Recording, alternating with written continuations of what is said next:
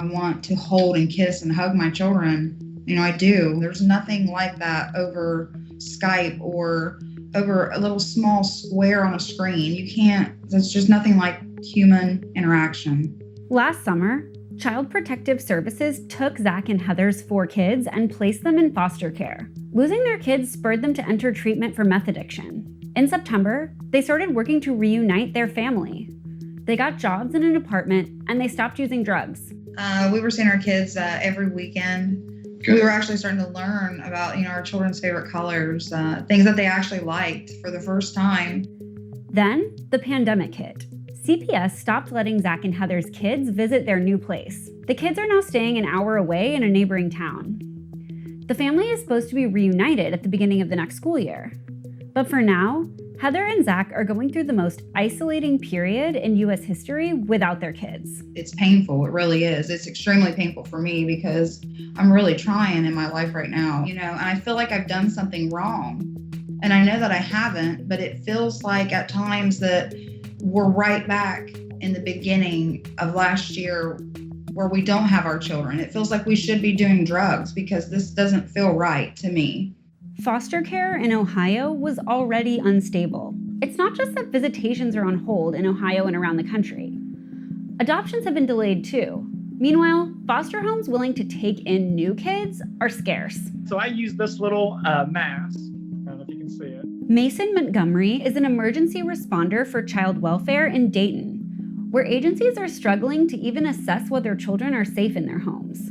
So have you been receiving more calls during COVID-19 of children who need to be removed from dangerous situations? Our calls from early March 2020, so this year, have been down 40% for abuse and neglect cases, which makes sense statistically because the majority of our phone calls come from mandated reporters. Mandated reporters would be like police officers, but it would be school personnel, nurses, and doctors.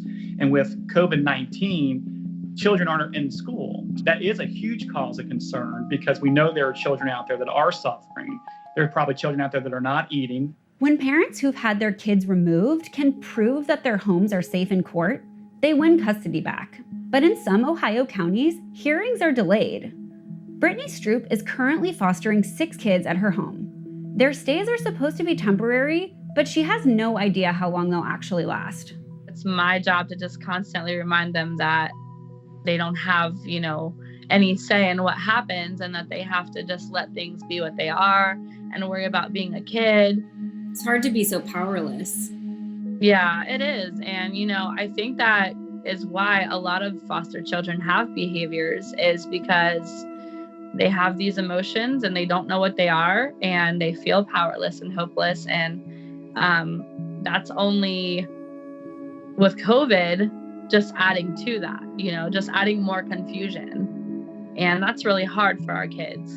And I don't like that my kids feel so emotional and up and down because of it. You can't really show that emotion, can you? No, not to them, because if they feel like I'm freaking out, then they're going to know that there's no one who is completely stable at this point.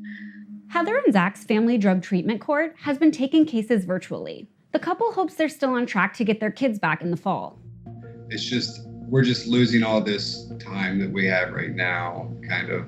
Time to bond with them, right? Yes. Yes. And this is almost like a stunted growth process because we are continuing to grow together and the children are not. The coronavirus isolates people and it's canceling a lot of things. So do you think that makes it easier to relapse? If you don't stay connected with positive people doing positive things, and then you're left to, your own devices, it's really easy to get pulled back in. I think for me, it has been hard. Had Zach not been here with me, the connection and him telling me, this is only temporary. Had I been here by myself, I probably, it's hard telling what would have happened. I didn't have the greatest of childhoods growing up. I really didn't. And I don't want that to be a generational thing. I want to stop that right now, and it was hard. It was really hard. So I want to kind of stop that by making sure that our kids are loved, know they're loved, and we get to spend as much quality time with them as we can.